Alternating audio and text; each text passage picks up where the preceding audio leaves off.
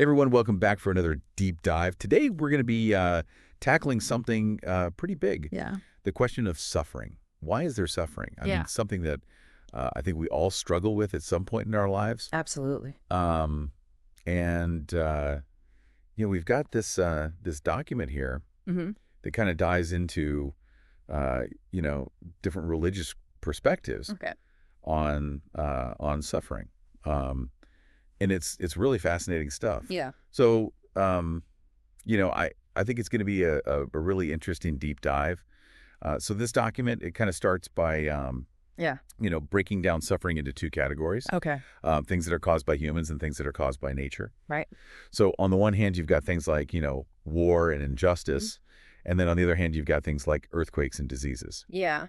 So seems pretty straightforward at first, right? Right. But then they bring up climate change, which I thought was really interesting because, that's kind of where things start to get a little messy. Yeah, absolutely. Because, is climate change caused by humans or is it caused by nature?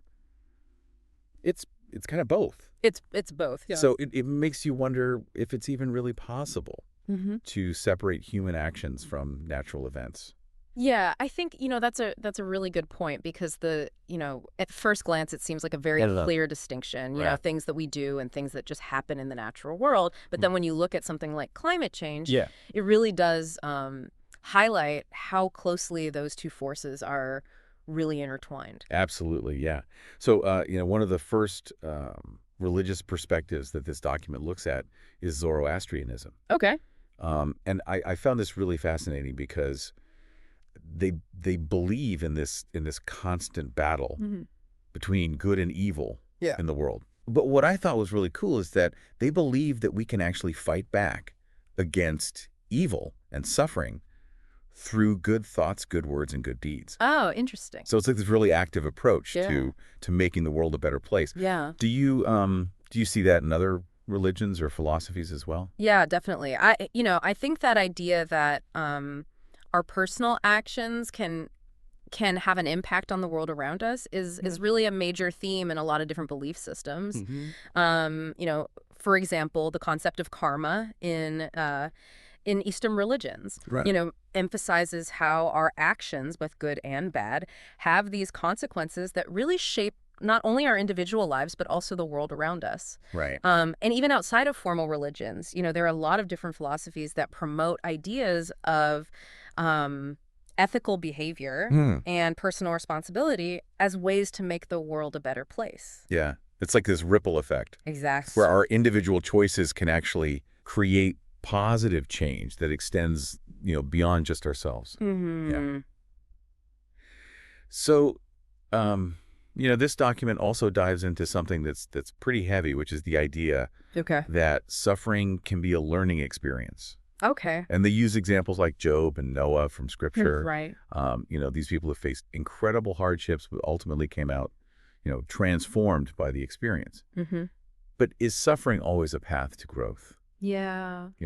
Is there always something to be learned from every hardship? Yeah. I think, that's a really difficult question. And I don't know that there's an easy answer to it. Right. For some people, the belief that even the darkest moments can lead to personal growth or to spiritual enlightenment. Yeah. That can be a really comforting thought, and it can help them to make sense of their experiences. But for other people, it can feel very dismissive of their pain and of the very real trauma that suffering can leave behind. Yeah. So it really depends on the individual and how they interpret absolutely that experience. So, moving on, this document then looks at the Abrahamic religions. Okay. So Judaism, Christianity, and Islam. Right. And it's interesting because they all share this common thread in their creation stories, which is this idea of a perfect world free from suffering until human actions introduce it into the world. Right. But here's where things get really, I think, interesting. Okay. Which is that they also believe in an all-powerful and all-loving God. Right. So how do you reconcile those two things? Yeah. You know, the existence of suffering with this belief in a God who's, supposed to be all-powerful and all-loving. Yeah. It's a real challenge. It is, yeah. And the document mentions that some people respond to suffering with prayer, Mm-hmm. Seeking God's intervention. Yeah. While others, they question God's existence altogether. Right. So what are your thoughts on that? Yeah, I mean, I think, that tension, that Mm-hmm. trying to reconcile the existence of suffering with this belief in a loving God, that's really at the heart of a lot of theological and philosophical debates. Right. I mean, it really forces us to confront these fundamental questions about, the nature of God, the existence of free will, the meaning of suffering itself. And I think, for some people, grappling with those questions can actually strengthen their faith. Right. They might find that it deepens their relationship with God. Mm-hmm. They might find solace in prayer or in their community. Yeah.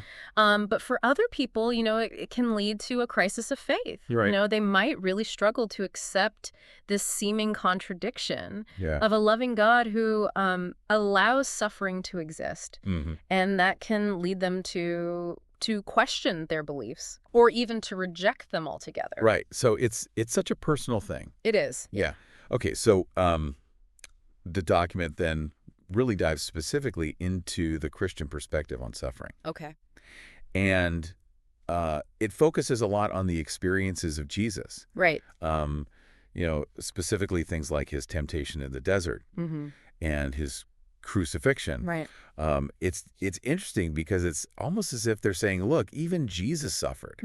He understands what you're going through. Yeah. And then there's this concept of resurrection, which I think is really fascinating. Yeah. Because it offers this incredible sense of hope. Yeah. This idea that suffering isn't the end, that it's temporary.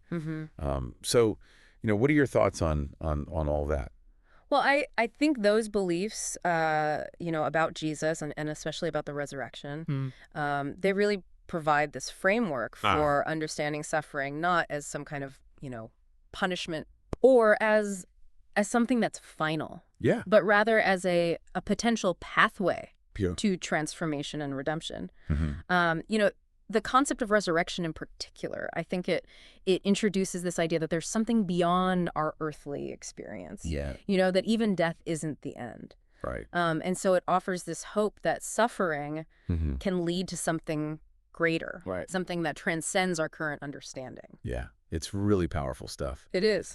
So I think, after exploring all of these different religious viewpoints on suffering, yeah, it's clear that there's no easy answer to the question, why is there suffering? Yeah. We've seen how different religions, they offer these different lenses through which to view suffering and to respond to it. But one thing that really stuck with me from this document is this question: does grappling with the question of suffering ultimately strengthen or weaken faith? That's a good question. Does wrestling with these really difficult ideas bring us closer to our beliefs, or does it lead to more doubt and uncertainty? So that's something I think is really worth thinking about as you continue to kind of explore these concepts on your own. Absolutely. So thanks for joining us on this deep dive. Yeah, thank you. Into the enduring mystery of suffering. It's been a good conversation. Yeah, absolutely.